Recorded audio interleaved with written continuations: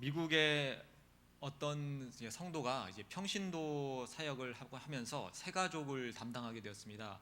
그러면서 어떻게 하면은 새가족이 오면 이 교회에 잘 정착할 수 있을까라는 고민을 하게 됐고, 그 고민 때문에 그러면 내가 이 우리 지역에 알려진 교회들을 탐방해서 내가 이제 새가족으로 이제 가게 되겠죠. 새가족으로 가서 나를 어떻게 대하는지를 내가 보면서 내가 맡은 이 새가족 사역을 잘 해보자라고 생각을 가져서 자기 지역의 여러 교회들을 방문을 하게 되었습니다. 그래서 총 18개의 교회를 방문을 했고, 또 그냥 가면은 이제 남는 게 없을 것 같아서 평가 항목을 스스로 만들었습니다. 이런 항목들을 만들었습니다. 그 교회에 가서 이제 질문을 합니다. 여기 화장실이 어디 있습니까? 라는 질문을 아무 성도한테나 이렇게 하는 겁니다. 그러면 그 성도가 그 질문을 받고서 이제 뭐 알려주겠죠. 화장실이 어디 있냐, 어디 있다고. 그러면서 이제 미소를 이제 띄면서 이제 알려줄 때 10점을 줍니다. 그리고 인사를 아주 기분 좋게 하면 또 10점을 줍니다.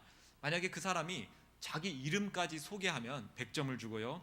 다시 우리에게 한번 오세요라고 하면 200점을 줍니다. 그리고 나 말고 다른 교인도 알려주면 1000점을 주고요. 담임 목사님까지 소개를 해주면 이제 2000점을 주는 이런 평가 항목을 만들고 이제 18교회 교회를 방문했습니다. 여러분도 알다시피 우리나라와는 달리 외국 교회들은 좀 개방적이잖아요. 서로 이제 인사할 때도 이름을 이제 부르면서 이렇게 인사를 합니다.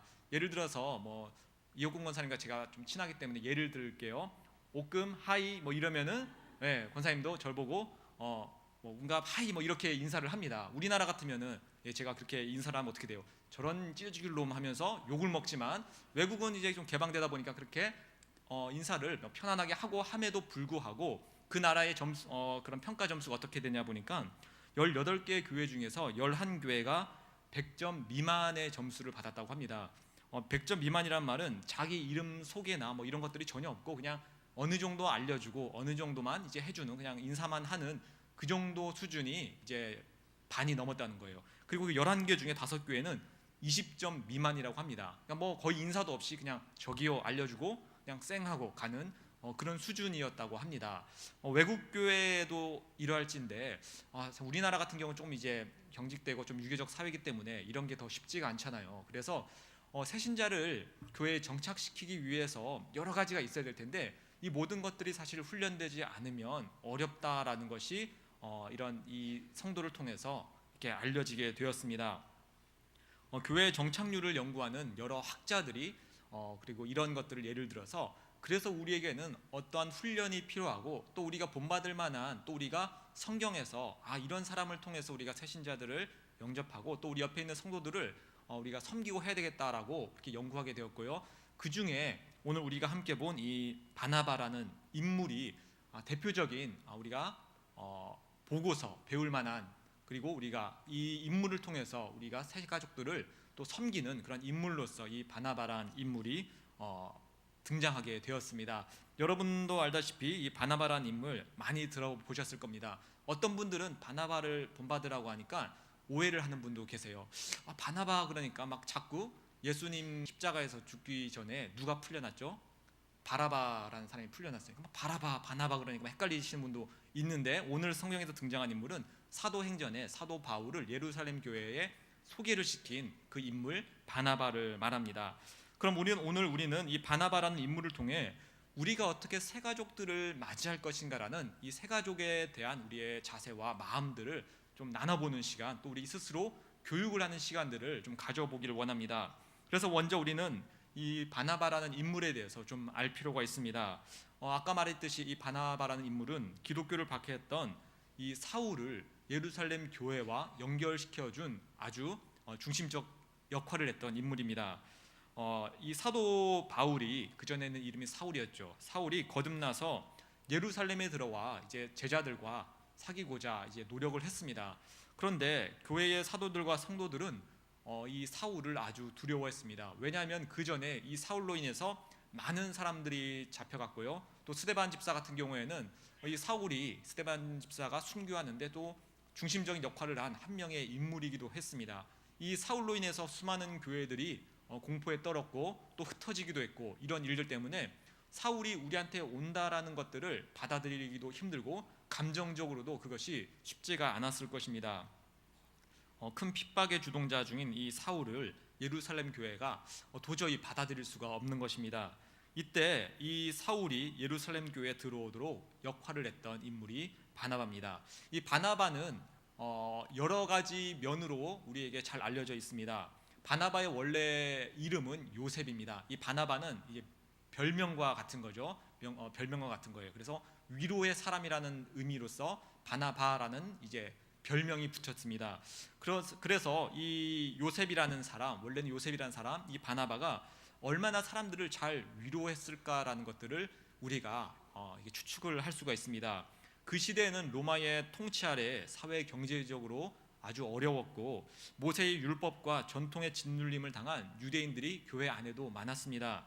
그들에게 일방적인 훈계나 가르침을 주는 것이 아니라 그들과 동등한 눈높이에서 그들을 위로하고 품어주고 격려하는 일을 바나바가 했습니다. 바나바는 이 위로의 말과 또 위로의 물질로 교회 안에서 평안의 그런 중추적인 역할을 하였습니다. 또 바나바는 성경에서 착한 사람이라고 기록이 되어 있습니다. 착하다는 의미가 무엇일까요? 우리가 성경 본문에서 볼 수 있는 것 중에 비유 중에 착하고 충성된 종아라는 그러한 이제 비유 속에 말씀이 있습니다. 그래서 이 착하다는 의미는 성실함이 있다는 것을 뜻하고 또 자기가 맡은 바 일을 책임지고 하는 또 선한 양심을 가진 의미가 바로 이 착한 사람입니다. 또 이 바나바는 중보의 사람이라고도 알려져 있습니다. 예수님께서 하나님과 죄인들 사이에 막힌 담을 허신 그 십자가를 지셨듯이 바나바는 예루살렘 교회와 바울 사이에 있던 담을 허무는 쉽지 않았겠죠. 그 일을 하는 역할을 했습니다. 이로 인해서 예루살렘 교회뿐 아니라 온 유대와 갈릴리와 사마리아 교회까지 평안이 되었다라고 오늘 우리가 읽은 본문에서도 전하고 있습니다. 또 바나바는 행동하는 사람이었습니다. 그냥 그 자리에서 말만 하는 사람이 아니었습니다. 그는 사울에게 직접 찾아가서 사울을 그들이 두려워하는 자들에게도 이끌어간 행동을 했습니다. 그리고 사울에게 일어난 일을 대신해서 말을 하기도 했습니다. 그 누구보다 열심히 행동을 한 것입니다. 또 사도행전 4장 37절에 보면 자기의 밭을 팔아서 사도들에게 가져왔다라고 나의 물질을 내어놓으면서 정말 성경에서 말씀하신 섬기고 위로하는 일을 행동하는 역할을 한 인물이 이 바나바라는 인물입니다. 또 바나바는 동역하는 사람이었습니다. 자기가 주인공이 되는 사람이 아니라 다른 사람을 주인공처럼 만들어주는 역할도 했습니다. 그래서 하나님의 일을 자기 혼자 독점하는 것이 아니라 함께 나누어 줄 아는 동역자로서 일을 한 것입니다. 그래서 그는 사도 바울이 아주 중요한 일들을 하는데 그 옆에서 돕는 역할을 했던 아주 중요한 인물이었습니다. 이렇게 우리가 이 바나바라는 인물을 통해서 우리가 어떤 일을 해야 하는가를 함께 생각해 보고자 합니다. 어떻게 하면 우리가 이 바나바처럼 누군가를 위로하며 섬기며 특별히 우리의 새가족들을 어떻게 우리가 대할지를 우리가 한번 생각해 보자는 것입니다. 3만 4천 명의 평신도들을 조사를 한 또 이러한 내용들이 있는데요. 어떻게 해서 이 새가족들 또는 예수님을 믿지 않는 사람들이 아니면은 우리 교회에 새로운 사람들이 오게 되었는가를 3만 4천 명의 사람들을 조사를 했습니다. 그리고 그 사람들이 어떻게 이 교회에 남아있게 됐는가라는 것들을 조사를 해서 이런 결론을 맺었습니다. 3만 4천 명의 사람을 조사했는데요. 1에서 2% 사람, 한 1%도 안, 1%, 2%의 사람들은 자기가 특별하게 필요하다라고 느껴서 교회에 왔다는 겁니다. 뭔가를 이제 찾아서 어떤 진리를 찾거나 이래서 교회에 온 사람이 1% 내지 2%, 정말 얼마 안 되죠. 이 정도의 사람들이 그러한 이유로 교회에 온다는 겁니다. 만약에 100명의 사람이 우리 교회에 1년 방문해서 이 교회에 남아있게 된다면, 정착하게 된다면 그 중에서 이제 1명 정도가 정말로 내가 진리라는 것이 뭐지라는 것을 탐구를 하는 마음으로 온다는 거죠. 그리고 좀 이상한 답변도 있었어요. 스스로 걸어서 왔다라고 답변을 한 사람도 2에서 3% 정도 됩니다. 이 사람들은 정말로 설문조에서 어떻게 해서 왔습니까? 하니까 아마 걸어서 왔습니다라고 그렇게 답변을 한 것 같아요. 그래서 2에서 3%가 그냥 스스로 걸어서 왔다라고 그렇게 표현했고요.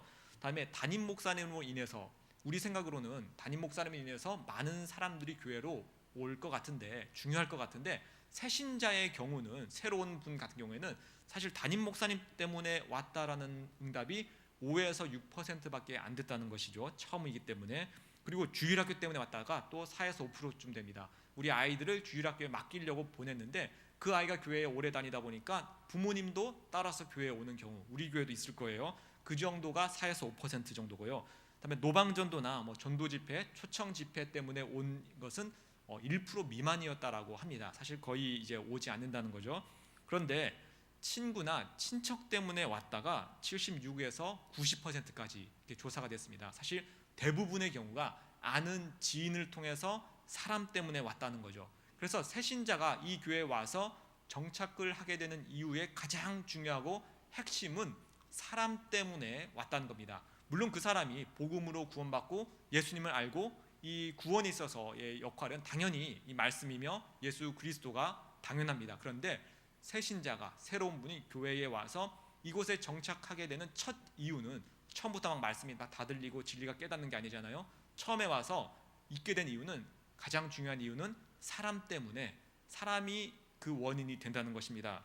그래서 반면에 새신자가 교회를 떠나는 가장 큰 이유도 역시 사람 때문이었습니다. 47%가 사람 때문에 교회를 떠난다는 것이죠.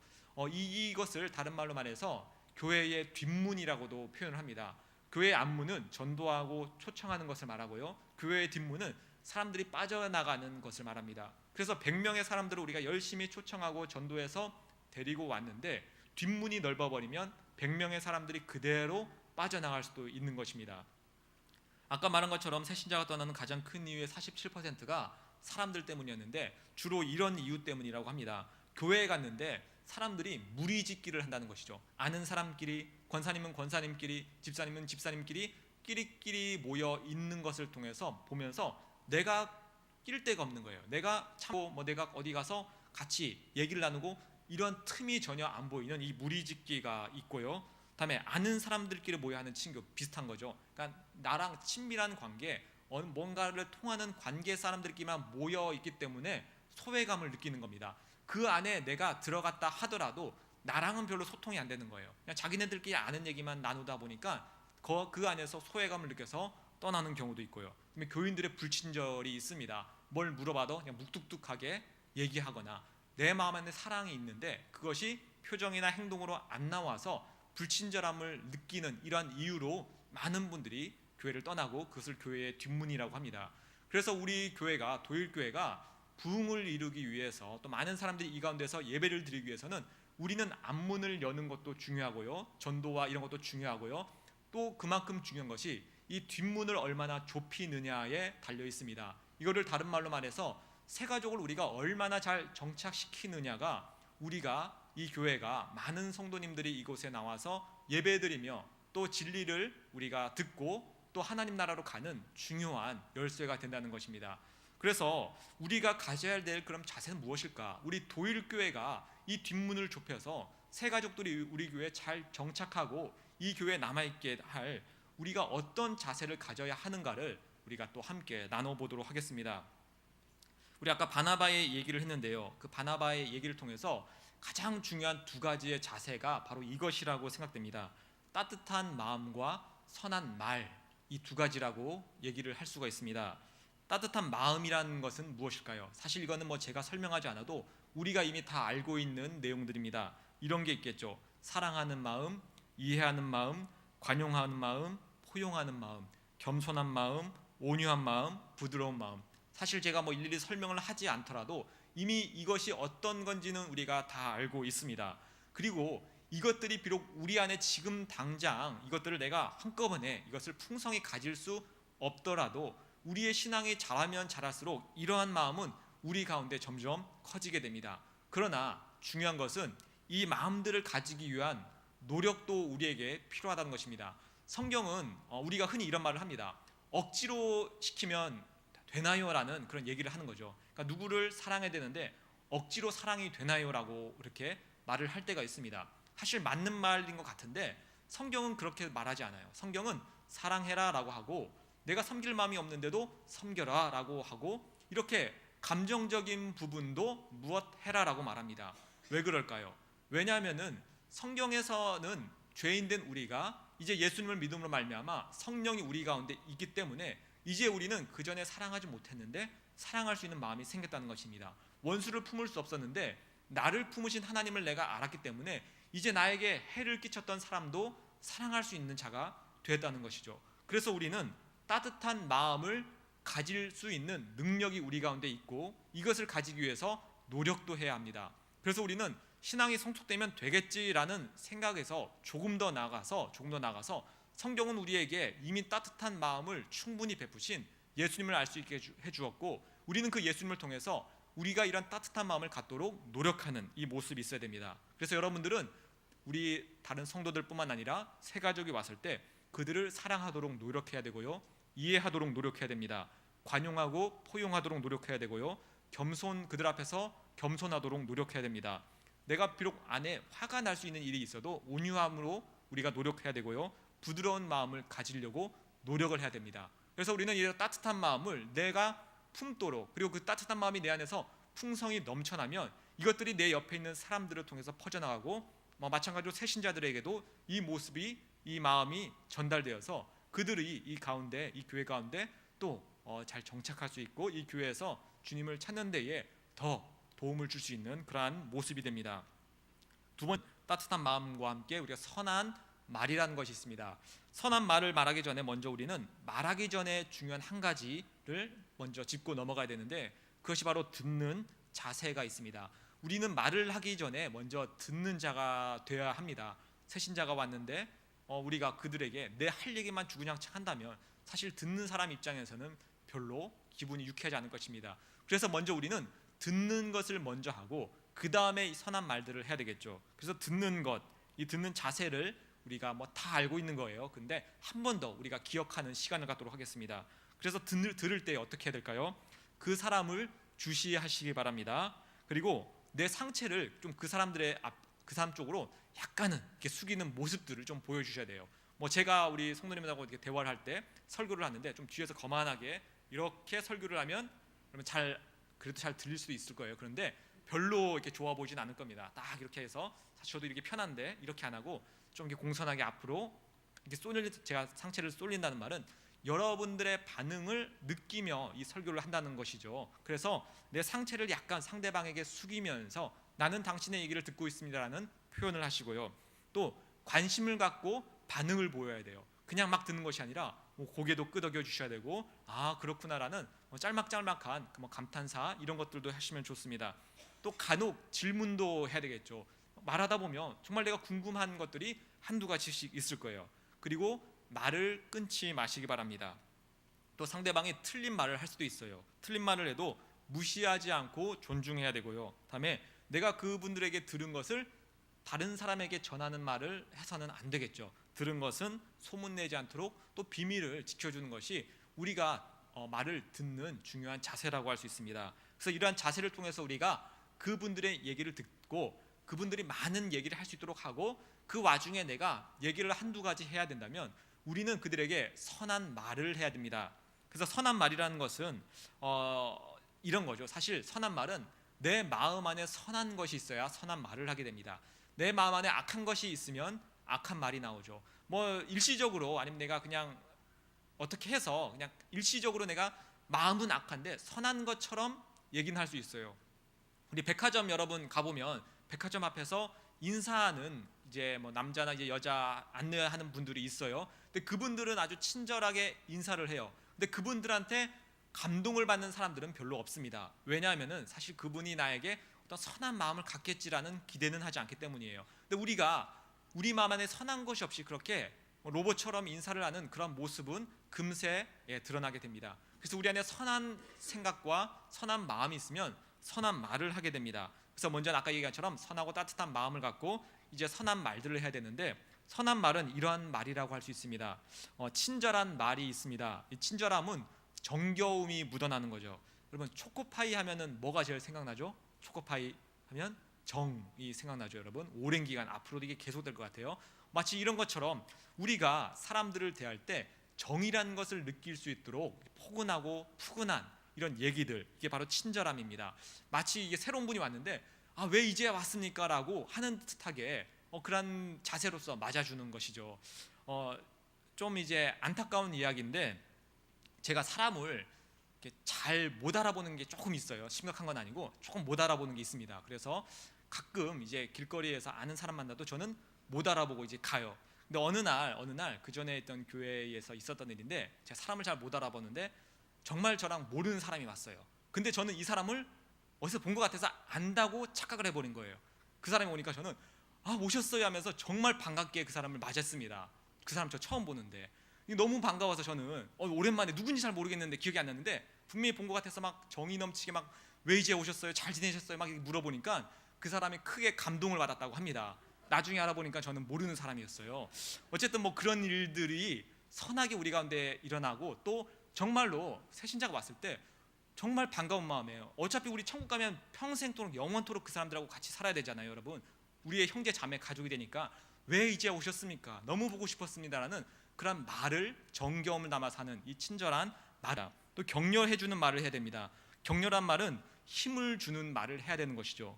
예를 들어서 우리 자녀가, 이 새로운 분이 있는데 내 자녀가 시험에 떨어졌어요. 그러면은 어떻게 대답을 해야 될까요?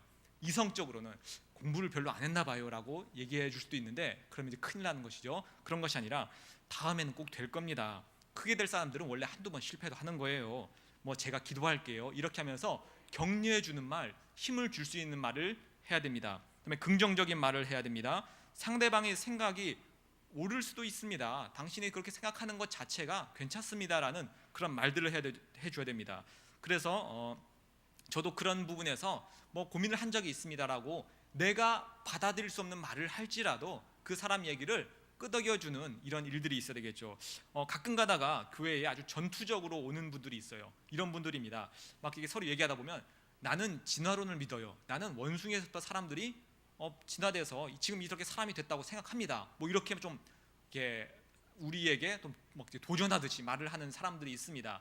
그럴 때 어떻게 될까요? 그럴 때 그럼 당신의 조상은 원숭이입니다. 나는 사람의 조상이고, 뭐 이렇게 대답을 하면 안 된다는 것이죠. 그럼 어떻게 할까요? 저도 막 그런 고민을 한 적이 많이 있어요. 지금도 가끔 모든 것들이 해석이 안 되고 하나님이 또 알려주지 않는 부분도 있어서 저도 많이 궁금해요. 우리 함께 알아가 봅시다라고 하면서 그 사람의 생각이 좀 뭐 그렇게 생각할 수도 있습니다라는 긍정적인 반응을 내가 내어줄 수 있어야 됩니다. 그다음에 칭찬을 해주는 말을 해야 됩니다. 상대방을 봤을 때 우리 한국 사람들의 특징이, 많은 사람들이 상대방의 장점보다는 단점을 먼저 보는 그런 이제 모습들이 있다고 합니다. 뭐 우리나라뿐만 아니라 많은 분들이 좀 그런 게 있나 봐요. 그래서 상대방을 딱 처음 봤을 때 점이 어디 있나? 눈은 쌍꺼풀이 졌나 안 졌나? 뭐 이런 것들이 먼저 보인다는 것이죠. 그런데 우리가 그런 것을 하는 것이 아니라 상대방을 봤을 때 어디가 칭찬해 줄 구석이 있는지를 먼저 생각을 해주는 것입니다. 그래서 처음 온 분은 여러분 어디를 칭찬해야 될까요? 사실 처음 온 분인데 평소에 너무 착하십니다라고 하면 나는 아주 이상한 사람이죠. 처음 봤기 때문에. 그래서 보통 처음 오신 분, 우리 새신자분들이 오시면 주로 외모를 칭찬을 하게 되어 있습니다. 그래서 여러분들 옆 사람 한번 이렇게 보세요. 이 시간 잠시 옆 사람 보시면서 칭찬할 곳이 어디 있나 한번 보시기 바랍니다. 오후 예배는 특별히 졸려요. 그래서 눈이 이렇게 막 감기기도 합니다. 눈이 감기는 사람 딱 보고 졸았어? 이렇게 하지 마시고 눈이 정말 아름다우세요, 이렇게 칭찬해주면 그분이 눈이 번쩍 뜨일 수도 있어요. 그래서 여러분 그 새로 오신 분 칭찬해 주는데 보통 처음에 잘 못 찾으면 보통 우리가 눈을 칭찬하면 80-90% 맞는 겁니다. 왜냐하면은 그 사람은 눈이 이쁘다라는 말은 태어나면서 몇 번은 들어봤을 거예요. 아무도 칭찬 안 해도 적어도 자기 엄마 아빠는 너 눈 참 예쁘다는 말을 해줬을 겁니다. 그래서 뭐 예를 들어서 이건희 장로님 눈이 정말 예쁘십니다. 정말 눈이 예쁘세요. 혹시 이런 얘기 들어보신 적 없으세요? 라고 하면 처음엔 아니에요 하다가도 그래도 제가 몇 번은 들어봤어요 라고 보통은 그렇게 얘기하시고, 정말 그렇게 그 사람의 눈이 보통은 다 예쁘거든요. 그 눈을 칭찬해 주시면서 그 사람의 외모, 장점들을 부각시켜주는 말들을 하시기 바랍니다. 그래서 이렇게 따뜻한 마음과 선한 말로써 그들을 대할 때 그들의 마음이 열리고 또 우리 교회 가운데 내가 있고 싶다라는 그런 생각이 듭니다. 또 10마디의 말보다 때로는 한 번에 밥을 사는 게 좀 더 중요할 때가 있습니다. 그래서 여러분 칭찬도 많이 해주시고 평소에 이 사람과 대화도 많이 하면서 가끔은 우리 밥 한번 먹읍시다 그러면서 식사의 자리에 초대해서 밥도 사주시는 일들을 하시기 바랍니다. 그래서 이러한 선하고 아름다운 말과 행동들이 우리 가운데서 나오게 될 때 이런 조사가 있었습니다. 새신자가 처음 위기에 왔어요. 그리고 그 사람이 우리 교회에 남아있을 확률은 이런 것들이 잘 돼 있는 교회는 15% 정도라고 합니다. 100명이 오면 15명 정도는 남아있을 수도 있다는 거예요. 좀 이런 시스템이 잘 안 돼 있는 교회는 7, 8% 정도라고 합니다. 100명이 오면 7, 8명이 남아있을까 말까예요. 근데 여러분 알다시피 그래도 7명이나 왔네, 8명이나 왔네라고 할 수도 있겠지만, 반면에 교회를 떠나가는 분도 있어요. 그냥 떠나가는 게 아니라 이사를 가는 분, 또는 이제 수명이 다하셔서 또 이제 소천하셔서 하나님 나라로 가시는 분, 이런 것들을 또 다 해보면 7, 8명의 사람들이 들어왔지만 결국에는 더 나가시는 분들이 많다는 거예요. 그런데 이렇게 오신 분들을 우리가 따뜻한 말과 선한 일의 말로써 칭찬해주고 격려해주면서 남아있게 하고, 이분이 만약 교회에 두 번째 재방문을 하게 되면, 두 번째 재방문을 한 사람들을 조사해보니 3명이 오면 그 중에 2은 교회에 남아있더라라는 조사가 있습니다.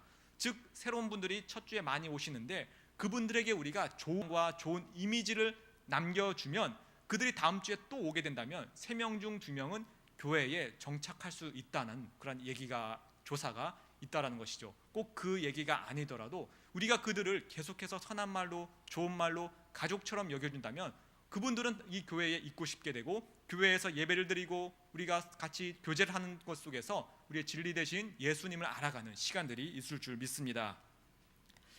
이제 우리가 마지막으로 한 가지 우리가 같이 나눠야 될 게 있는데, 우리가 이 새 가족들을 맞을 때 우리가 새 가족에 한 분이 오셨어요. 근데 우리가 우르르 몰려가서 다 같이 좋은 말 하고 막 해주면 좋겠지만, 사실 또 그러면은 이게 막 질서가 없어지고 또 혼란스럽기 때문에 우리가 몇몇 분들을 이렇게 세워서 그들이 특별히 우리 새 가족들을 조금 더 다른 분보다 한 발짝 앞서서 섬기는 분들이 있습니다. 우리 모두가 새 가족을 그렇게 섬겨야 되는데, 조금 더 그들을 옆에서 이제 더 친절하고 조금 더 우리가 지혜롭게 섬기는 역할을 우리가 새 가족 부가 올해 한 해 하게 됩니다. 그래서 먼저 우리가 새 가족 부, 우리 자리에서 잠깐 일어나 보시기 바랍니다. 우리 새 가족 부원들 잠깐만 자리에서 일어나 주시고, 우리가 모두 다 섬겨야 되는데 이분들이 올 한 해 좀 더 앞에서 하시는구나, 잠깐 얼굴을 꼭 확인해 주세요. 중요합니다. 왜냐하면 이 이유가 중요합니다. 얼굴을 꼭 확인해 주셔서 저분들이구나, 꼭 얼굴을 잘 보시기 바랍니다.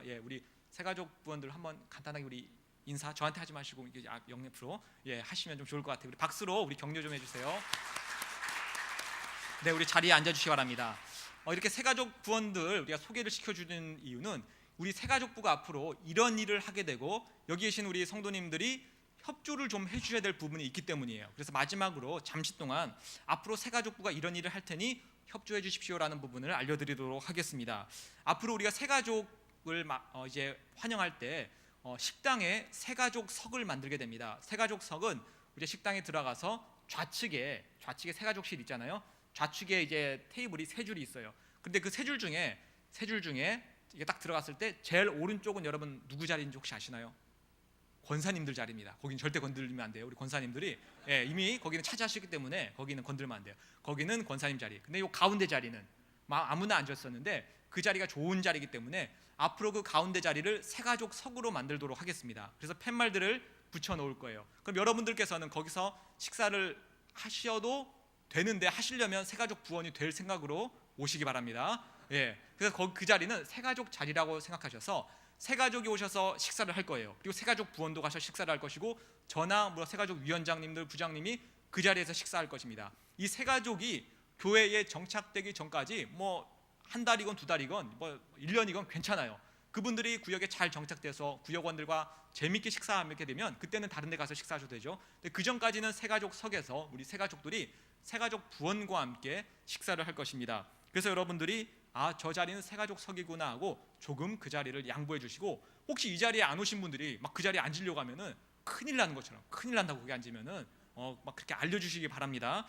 그리고 등록을 안 하시고 이 교회에 한 2-3주 오시는 분들이 있어요. 교회 분위기도 보고 이런 분들도 식사를 우리가 하도록 그 자리로 인도할 겁니다. 등록은 안 하실지라도 그런 분이 계시면 저분 새로운 분이다라고 눈썰미가 좋으신 분은 알 거예요. 그런 분들 계시면 여기서 식사하시라고 그 자리까지 인도해 주시면 감사하겠습니다. 그리고 새 가족석에는 간단한 다과를 우리가 미리 준비를 해 놓을 예정입니다. 간단한 과자나 이런 것들을 미리 이렇게 준비를 해 놓을 거예요. 그럼 여러분 그거 갖다다 먹으면 될까요, 안 될까요? 큰일 납니다, 여러분. 특히 우리 권사님 중에서는 맛있는 거 있으면은 이제 막 쓱 하고 가방에다가 막 뭐 넣고 가시는 분들이 있는데, 우리 여기 계신 우리 권사님들 그런 모습 보면 우리 이옥권 권사님, 이수정 권사님 큰일 난다고 호통도 쳐주시고, 제가 하면 안 되잖아요, 여러분. 근데 섭섭하고, 근데 우리 권사님들끼리는 그런 얘기 자유롭게 하시니까 그런 거 하면 안 된다고, 집 있으면 오히려 더 갖고 오라고 그렇게 얘기를 해주시기 바랍니다. 그리고 우리 새신자 부원들은 새신자를 맞이하는 시간이 있어요. 언제냐면 예배가 끝나면 우르르 나갈 때 미리 우리 새신자 부원들이 나가서 새신자 오신 분들을 얼른 내 짝꿍으로 모시고 식사하고 가세요 하면서 식사 자리로 인도를 해야 됩니다. 그런데 여러분도 알다시피 우리 교회에 새신자 부원들이 곳곳에 중요한 일들을 많이 하세요. 성가대, 교사, 뭐 식당 봉사, 겹치는 일들이 많이 있다 보니까 때로는 우리 새신자들을 놓칠 때가 있어요. 그래서 이런 것들을 우리가 좀 보완하기 위해서 이제 새신자 부원들은 예배가 끝나면 여기서 대기하고 있다가 내 짝꿍이, 이제 새신자를 내가 담당하는 걸 짝꿍이라고 하는데, 내 짝꿍이 있으면 얼른 그분과 함께 식사 자리로 가게 될 겁니다. 그러면 여러분, 예를 들어서 우리 성가대를 하시는 새신자 부원도 있겠죠. 그럼 그분은 어떻게 될까요? 그분은 목사님이 예를 들어서 헌금 기도, 봉헌 기도 할 때 얼른 가운을 벗고 새신자 부석에 가서 이제 준비를 하셔야 됩니다. 근데 막 가운을 벗고 있는데 막 가고 있는데 갑자기 옆에서 지금 뭐 하는 짓이야 그러면서 못 가게 하거나 그러면은 안 되는 것이죠. 저분은 새신자 부원이기 때문에 꼭 가셔야 된다라는 생각을 가지고 보내주셔야 돼요. 식당 봉사도 마찬가지예요. 힘들게 식당 봉사 하고 있는데 갑자기 나 새신자 하러 가야 돼요. 그러면은 얼른 가서 하십시오라고 보내줘야 되는 거예요. 가고 있는데 우리도 힘든데 어떻게 가면 어떻게 하냐고 그렇게 안 보내주시면 안 된다는 것이죠. 이게 배려하고 이런 모습들이 있어야 돼요. 또 우리가 원래회나 가끔이지만 공동의회 같은 데도 새신자는 참여하지 않고 나가게 돼요. 그러면 원래회, 공동의회도 새신자 부원들은 빠지셔야 됩니다. 이거는 그냥 가서는 안 되기 때문에 빠지셔서 그분들을 또 식당으로 인도하고 우리가 준비한 것들을 보여드려야 됩니다. 그래서 여러분들이 가게 되면 우리 임원인데 참석하셔야죠 이런 말을 하는 것이 아니라 새신자 부원이시면 얼른 가서 섬기십시오라고 하고서 그분들을 보내주시고, 더 적극적으로 옆에서 당신 안 가는 거냐고, 여기 있으면 안 된다고 하면서 얼른 우리 새신자 부원들이 활동할 수 있도록 알려주시기 바랍니다. 자, 그리고 우리 새신자 부에서 사주 코스를 만들었습니다. 뭐냐면 어려운 건 아니고요. 우리 새신자가 오면 4주 동안 이분들과 같이 식사도 하고 옆에서 짝꿍처럼 딱 달라붙어서 무언가를 하게 돼요. 첫 주는 뭘 하냐면은 담임 목사님과 면담을 하도록 인도를 합니다. 식사를 다 하시고 우리 목사님과 잠깐 얘기하시죠라고 하면서 목사님 계신 목사님실로 가서 차를 마시면서 대화하는 시간, 이게 첫 주 코스고요. 두 번째는 이건희 장로님께서 두 번째 2주차 되신 분들을 데리시고 교회 곳곳을 구경시켜 드린 거예요. 여기는 본당이고 저기는 방송실이고요. 알려주시고 3층 가서 여기는 성가대실이고 여기는 사무실이고 이런 것들을 알려주면서 교회의 구석구석들을 좀 보여주는 겁니다. 여러분들 교회 구석구석 보여줄 때 어떻게 될까요? 왔는데 친절하게 인사를 해야 돼요. 예를 들어서 성가대에 우리 연습하다가 새신자가 와서 잠깐 볼 수도 있어요. 문을 열고 싹 보는데 우리 연습 중이에요. 나가주세요. 그러면 그분은 완전 우리 교회를 나가는 거예요. 그러는 게 아니라 그분이 오시면 우리 지휘자님이 딱 멈춰서 우리 새 가족이 오셨네요. 우리 다 같이 인사하겠습니다 하고 다 같이 안녕하세요라고 인사를 해주면 아마 큰 감동이 오게 될 것입니다. 그래서 여러분들 새 가족이 혹시 내가 있는 장소에 와서 보게 될 때 환하게 인사를 해주시기 바랍니다. 3주차 때는 성도 3인과 인사하는 게 있어요. 이거는 뭐냐면은 우리가 식사를 다 하고 나서는 카페든 식당이든 3, 4, 5 모여서 교제를 하고 있잖아요. 그 자리에 우리 새신자분들을 데리고 와서 이거 새롭게 오신 분이에요 라고 간단하게 소개를 하는 거예요. 그러면은 여러분도 있는 자리에서 네, 이게 아니라 어서 오세요, 여기 잠깐 앉으세요 하면서 잘 오셨어요 막 하면서 그분 이렇게 칭찬도 아까 얘기한 거 해주시고 좋은 말도 해주시면서 자기를 간단하게 소개를 해주는 겁니다. 저는 누구누구입니다. 저는 박은관 목사입니다. 잘 오셨어요라고 간단하게 자기를 소개해 주는 거예요.